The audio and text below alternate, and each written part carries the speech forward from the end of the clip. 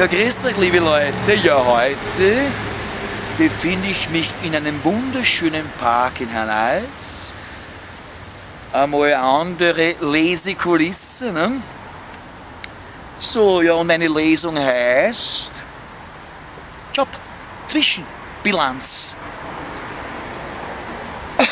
Verzeihung.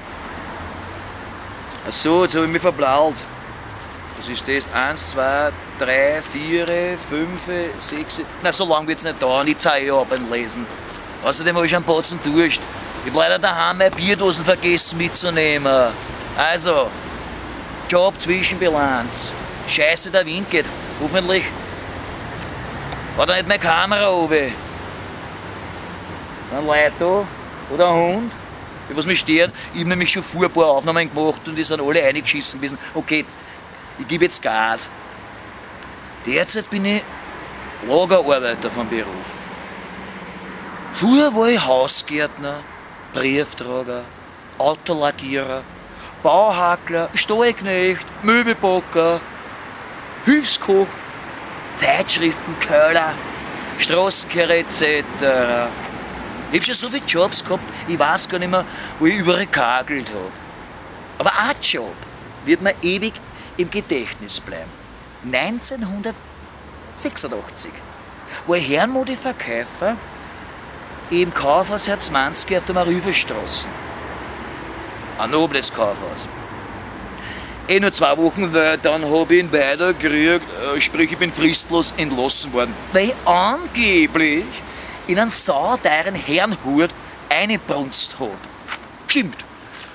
Ich habe ein paar Bier gesoffen in der einstündigen Mittagspause. Aber in einen Herzmanski-Hut habe ich nicht laut.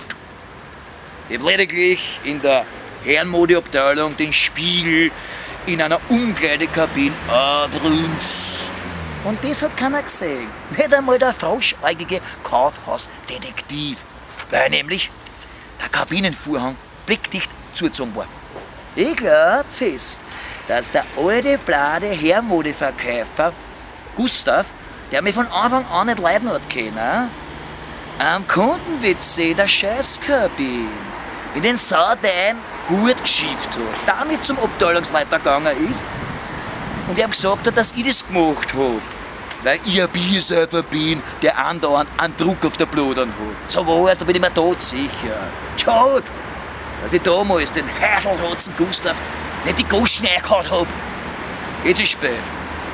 Entweder brunst sich der Ex-Herrenmodeverkäufer in einem Pflegeheim andauernd oder sein Brunstzumpferl an längst die Wurmfressen am Zentralfriedhof. Scheiß der Hund drauf. Ah ja, das hätte ich beinahe vergessen zu erzählen. Passt nicht ganz zu meiner Jobkarriere, aber dazwischen war ich das auch mit 19, wie viele andere österreichische Burschen oder Männer. 1981 war ich beim Bundesheer. 8 Monate Präsenzdiener in der Götzendorfer Kaserne, sprich in der Funker- und Fernmeldung ob Kompanie tätig. Kommt schon wieder so auf den, ja.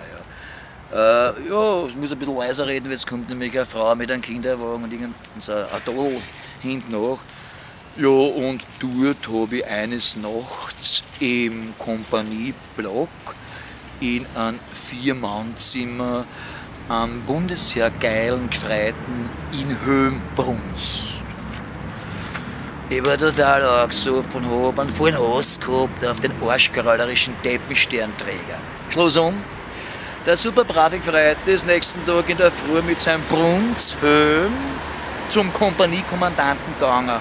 Ja, und ich hab 8 Tage Ordnungshaft ausgefasst. Danke fürs Zuhören.